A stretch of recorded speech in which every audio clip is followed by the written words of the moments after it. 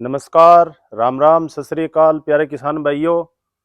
आज का वीडियो बहुत ही महत्वपूर्ण है। आज का हमारा स्लोगन है स्वस्थ धरा खेत हरा भरा। किसान भाइयों, जब हम खेती बाड़ी की बातें करते हैं तो हमारा जो खेती बाड़ी का सिस्टम है वो जैसे हम एक चारपाई होती है उसी तरीके से चारपाई में चार पावे होते हैं, वैसे चार स्तंभों के ऊपर हमारा जो खेती बाड़ी का सिस्टम टिका हुआ है।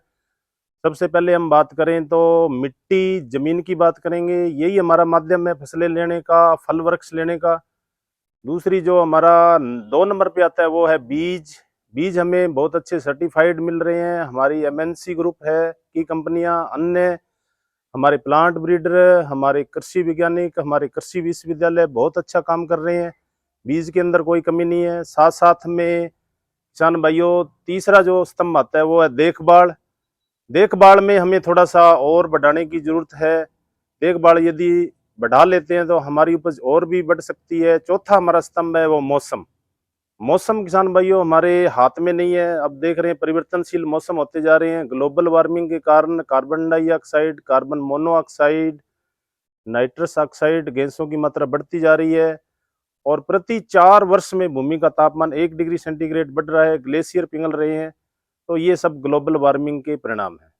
आज का जो हमारा विषय है वो सबसे महत्वपूर्ण है। बीमार मिट्टी को हम कैसे ठीक कर सकते हैं और भूमि का खराब पीएच है उसको हम कैसे सही कर सकते हैं। तो मिट्टी के अंदर सबसे पहले हम बात करेंगे मिट्टी मृदा का निर्माण, फॉर्मेशन कैसे होता है। किसान भाइयों, हम इस मिट्टी को बहुत जल्दी खराब कर देते हैं, लेकिन ध्यान रखने योग्य ये बात है मिट्टी निर्माण में कम से कम 5,000 10,000 साल लग जाते हैं और हम इसे कुछ सालों में ही बीमार कर देते हैं।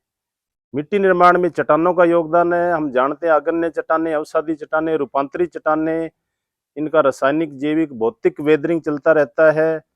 फिर जिस खनिज में, जिस चट्टान में, रॉक्स में जैसे खनिज होंगे वैसी ही मृदा का निर्माण होगा।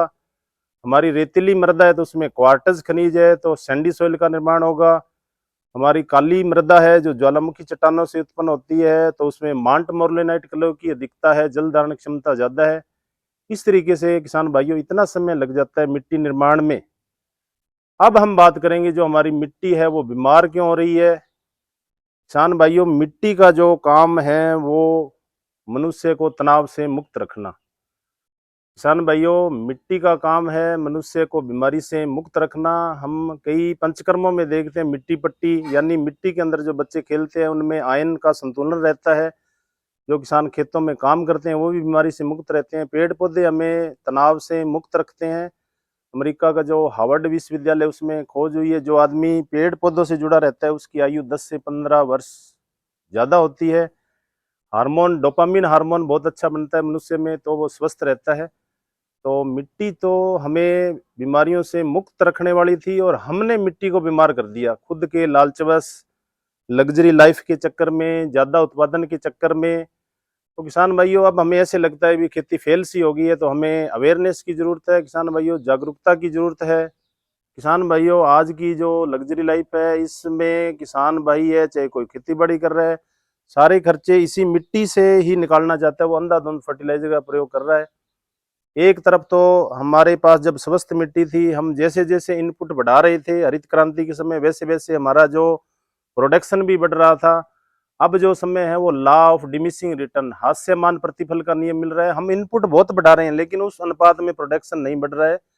हमारी मिट्टी है वो खराब हो रही है। तो खराब होने के मुख्य कारण है किसान भाइयों, 3 मुख्य कारण है। खराब सिंचाई पानी, यदि हम 1.5 EC से ज्यादा सिंचाई पानी काम में ले रहे हैं, मिट्टी खराब हो रही है, लवण क्षार उसमें ज्यादा आ रहे हैं। इसी तरीके से यदि हम फर्टिलाइजर ज्यादा डाल रहे हैं, विशेष रूप से डीएपी, डीएपी हमारी कैपिलरी वेन को चौक कर देता है। अत्यधिक मात्रा में डीएपी कई किसान भाई बिजाई के बाद में ऊपर से भी डालते हैं। ऊपर वाली डीएपी कुछ काम नहीं करती, जड़ के पास होगी वही काम करेगी। तीसरा जो इसमें मुख्य योगदान है वो हर्बिसाइड, अंधाधुंध शाकनाशियों का प्रयोग। कैंसर जैसी बीमारियां पैदा करते हैं, ज्यादा शाकनाशी हम ज्यादा डालते हैं, तो इसलिए इससे हमें बचना चाहिए।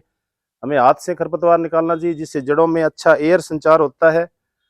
और इस प्रकार हम बीमार मिट्टी है उसको ठीक कैसे कर सकते हैं इसके बारे में चर्चा होगी। साथ साथ में हम पीएच की बात करेंगे। मृदा पीएच है वो बहुत ज्यादा बढ़ गया है, ज्यादा रसायन डालने से, कार्बनिक खाद्य कम प्रयोग करने से।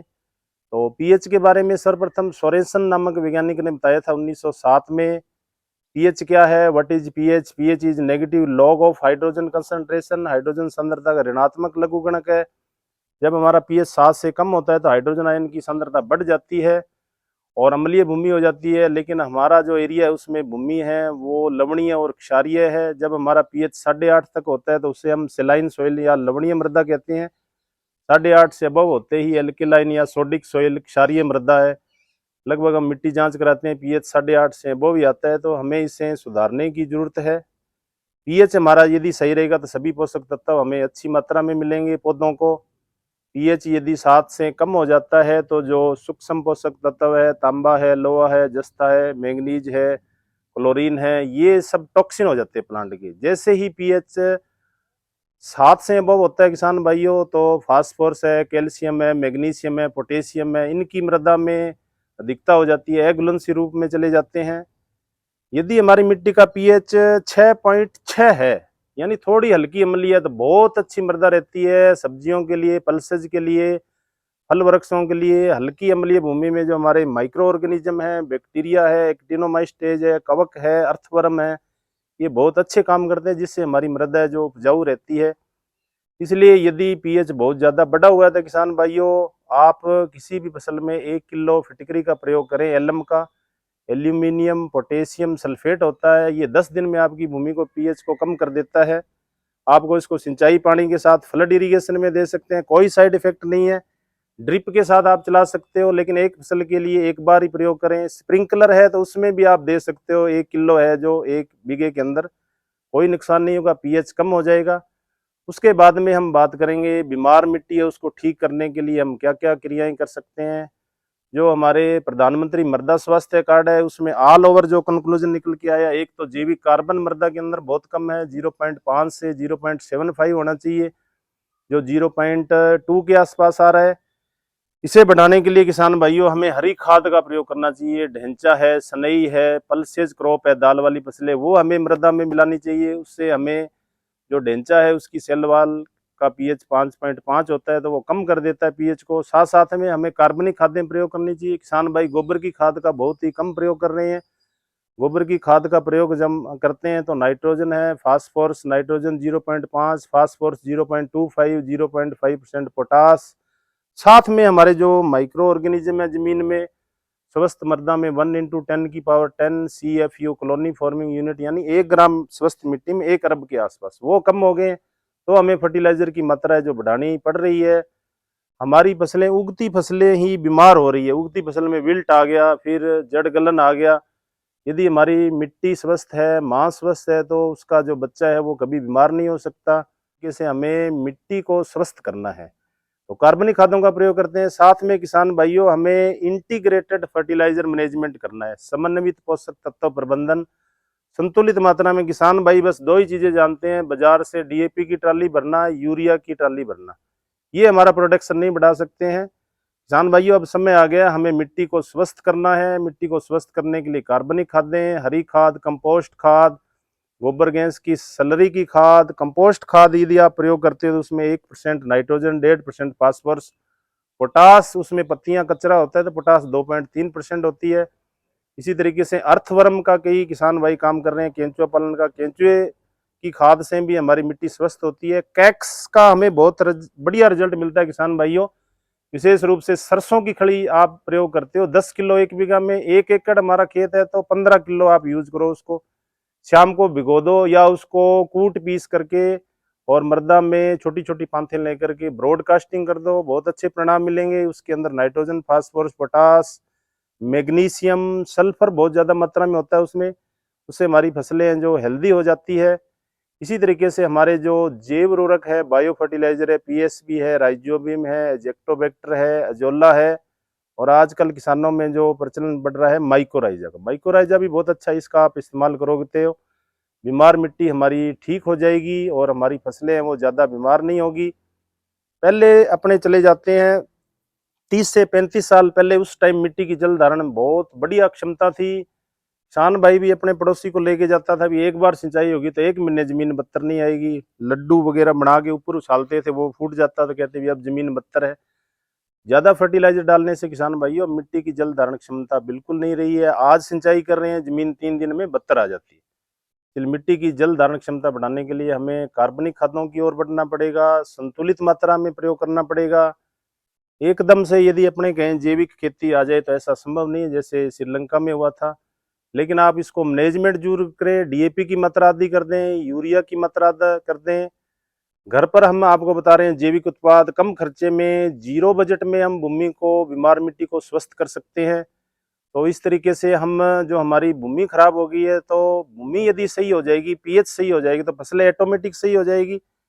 छोटी छोटी फसलों में बीमारियां नहीं आएगी। हम अंधाधुंध कीटनाशकों का प्रयोग नहीं करेगा। महंगे महंगे हम यदि कवकनाशी प्रयोग करते हैं तो प्लांट में भी स्ट्रेस आ जाता है। जब हम बीमार होते हैं, जुकाम हो जाए या वायरल बुखार आ जाए, डॉक्टर हमें सिर्फ 7 दिनों की दवाई देता है। हम 3 दिनों की दवाई लेकर के हम कह देते हैं ये हमारा पेट खराब हो गया, एसिडिटी बढ़ रही है। धरती कुछ नहीं बोल रही है, जो आपके जी में आ रहा है वो डाल रहे हो। इसलिए ये हमारे देश की धरोहर है मिट्टी, आने वाली पीढ़ियों के लिए हमें सुरक्षित रखना है। अच्छा उत्पादन मिलेगा तो हमारे किसान भाइयों का जीवन स्तर अच्छा बढ़ता है, देश की जीडीपी में हमारा योगदान बढ़ता है। आज से 35 साल पहले हमारी कृषि के अंदर जीडीपी थी, उसका योगदान 35 से 40% था। आज का जो समय चल रहा है, जीडीपी में योगदान सिर्फ 13.5% रह रहा है। किसान भाइयों, यदि हम देखभाल करके, मिट्टी स्वस्थ करके, फसलों का, फल वृक्षों का उत्पादन बढ़ा लेते हैं तो हमारे देश की जो अर्थव्यवस्था है वो मजबूत होगी, देश भी हमारा विकसित होगा। तो किसानों का बहुत बड़ा योगदान है देश की अर्थव्यवस्था में, सिर्फ उपज में नहीं है, देश को आगे बढ़ाने में भी हमारी कृषि का बहुत योगदान है। इस तरीके से बीमारियां आती है। फल वृक्षों में भी किसान भाइयों हम देखते हैं नेमेटोड फल वृक्षों को घेर लेता है। नेमेटोड आने का कारण क्या है? हम कार्बनिक खाद्य कम प्रयोग कर रहे हैं। पेसिलियमाइसिस लिलासिनस एक लाभदायक कवक है जो नेमेटोड को खत्म करती है, वो पहले थी जमीन में। जैसे ही हमने कार्बनिक खादों का प्रयोग कम किया, रसायनों की ओर बढ़े, केमिकल की ओर गए, महंगे कवकनाशी की ओर गए, तो नेमेटोड है वो फल वृक्षों को घेर लेता है। बहुत बड़ी समस्या है। कार्बनिक खादों को बढ़ाइए, मेरीगोल्ड को लगाइए फल वृक्षों के बीच बीच में, केबेज को लगाइए, पत्ता गोभी से नेमेटोड भाग जाता है उस भूमि से। तो ये छोटी छोटी जानकारियां थी हमारी किसान भाइयों मिट्टी को स्वस्थ करने की। निश्चित रूप से आपको फायदा मिलेगा यदि ये सारे एफर्ट्स आप अपनाते हो। हम आपको साइंटिफिक तरीके से अच्छी जानकारियां दे रहे हैं। तो जुड़े रहिए चैनल के साथ। चैनल को लाइक करें, सब्सक्राइब करें, शेयर करें। आपके पास कोई अच्छी जानकारी है तो हमें बताएं। वीडियो कैसा लगा शेयर करें। मिलते हैं नेक्स्ट वीडियो में बहुत अच्छी जानकारी के साथ। नमस्कार किसान भाइयों, राम राम जी। जय जवान, जय किसान, जय भारत।